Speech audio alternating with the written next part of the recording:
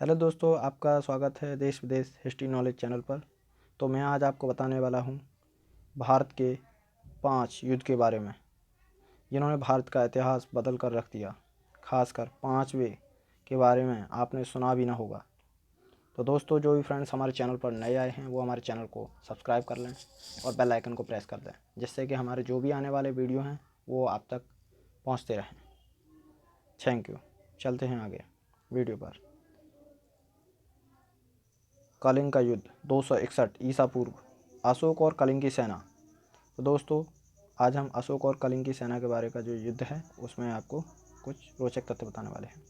Iran से लेकर Burma तक फैले विशाल मौर्य साम्राज्य के सम्राट अशोक और स्वतंत्रता प्रिय छोटी सी रियासत कलिंग वर्तमान उड़ीसा के बीच हुआ।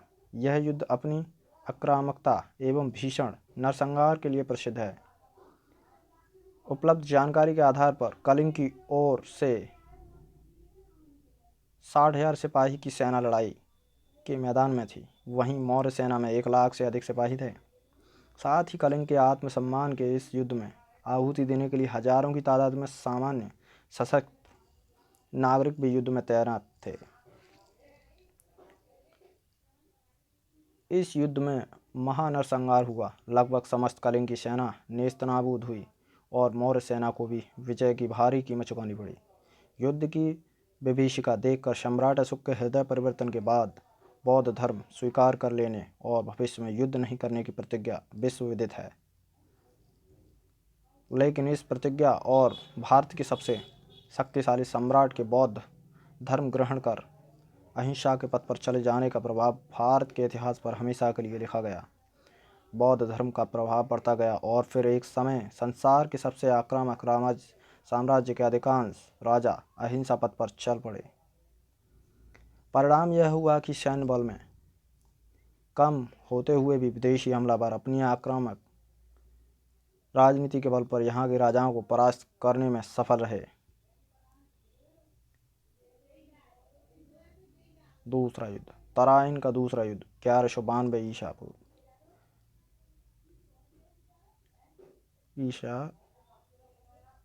पृथ्वीराज चौहान और मोहम्मद गौरी। दोस्तों, ये पृथ्वीराज चौहान और मोहम्मद गौरी के बीच जो युद्ध हुआ था उसके बारे में बताने वाले हैं। सन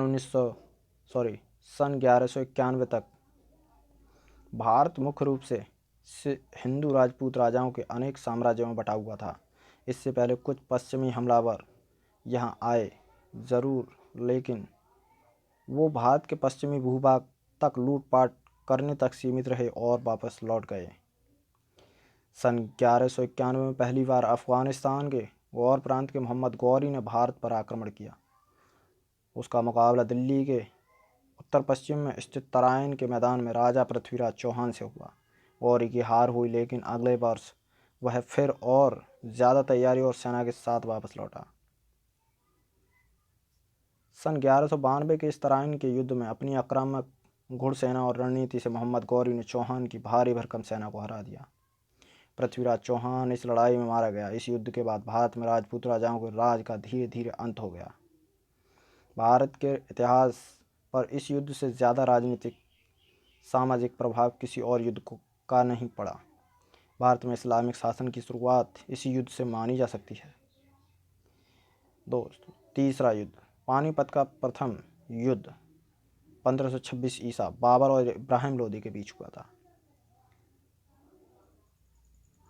उस समय दिल्ली पर लोदी सल्तनत के इब्राहिम लोदी का राज था। दिल्ली के पास स्थित पानीपत में काबुल के शासक बाबर और इब्राहिम लोदी की सेनाओं के बीच भयंकर युद्ध हुआ। लोदी की सेना संख्या में अधिक और ज़्यादा शक्तिशाली थी, किंतु उस समय के सामरिक हथियारों से कहीं उन्नत हथियार अपनी 24 तोपों के दम पर बाबर ने लोदी की सेना को हरा दिया और इस लड़ाई में इब्राहिम लोदी की मौत हुई। इस प्रकार संसार के सबसे शक्तिशाली और लंबे समय तक चलने वाले साम्राज्यों में से एक मुगल शासन की भारत में स्थापना हुई।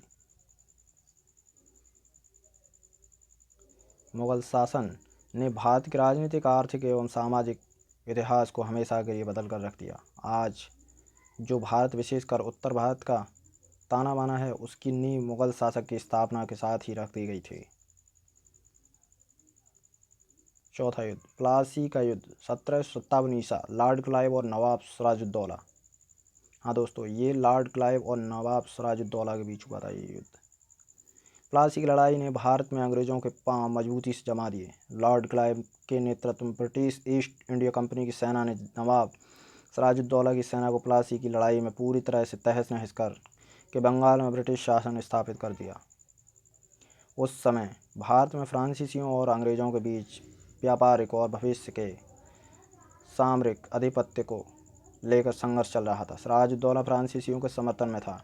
सन 1756 में उसने अंग्रेज़ों के कलकत्ता स्थित व्यापार केंद्र पर हमला कर वहां मौजूद ब्रिटिश फौज का नरसंहार कर दिया था। प्लासी की लड़ाई में मीर जाफ़र ने सिराजुद्दौला से गद्दारी कर ब्रिटिश फौजों का साथ दिया। इस लड़ाई के बाद कुछ समय बंगाल की कमान मीर जाफ़र के हाथ रही, किंतु अंग्रेज़ों को चस्का लग चुका था और जल्दी ही उन्होंने वहां का शासन अपने हाथ में लेकर खुद ही बंगाल में राज करना आरंभ कर दिया। यहाँ से कमाई हुई दौलत के बल अंग्रेज़ों ने अपनी सेना को और मजबूत किया और धीरे धीरे पूरे भारत में अपने साम्राज्य की स्थापना कर डाली। कोहिमा का युद्ध 1944 ईसा, इंग्लैंड, ब्रिटेन और जापान।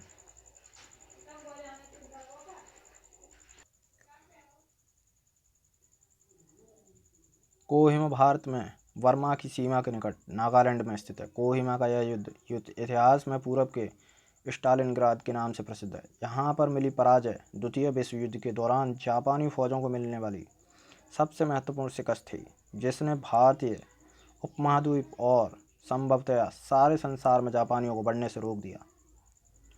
बर्मा पर जापानियों का आधिपत्य था, जिन्होंने भारत में आधिपत्य की महत्वाकांक्षी योजना बनाई ताकि यहाँ संपदा का इस्तेमाल युद्ध में किया जा सके और अंग्रेज़ों की ताकत को कमज़ोर किया जा सके, क्योंकि अंग्रेज़ भी उस समय सेना और संसाधनों के लिए भारत पर ही निर्भर थे। खैर, इस भयानक युद्ध में जापानियों की हार हुई और भारत का इतिहास नए सिरे से लिखते लिखते रह गया। यदि भारत या इसके बड़े भूभाग पर जापानी का अपना कब्जा जमाने में कामयाब हो जाते तो यह मित्र देशों के लिए बड़ा सामरिक नुकसान होता। साथ ही भारत का इतिहास भी हमेशा के लिए बदल जाता, क्योंकि संभव है कि मात्र 3 वर्ष बाद भारत को मिलने वाली स्वतंत्रता जापानी शासन के तले संभव ना हो पाती। तो दोस्तों, कैसा लगा हमारा वीडियो? अगर हमारा वीडियो अच्छा लगा हो तो हमारे चैनल को सब्सक्राइब करें और लाइक करें, कमेंट करें, शेयर करें। तो दोस्तों, यहाँ हमने भारत के जो महत्वपूर्ण युद्ध थे उनके बारे में आपको बताया है। तो इससे रिलेटेड क्वेश्चन आपके आने वाले एग्ज़ाम्स में पूछे जा सकते हैं, तो अपनी तैयारी के साथ साथ इनको भी अपने तैयारी में शामिल कर लीजिए। Thank you for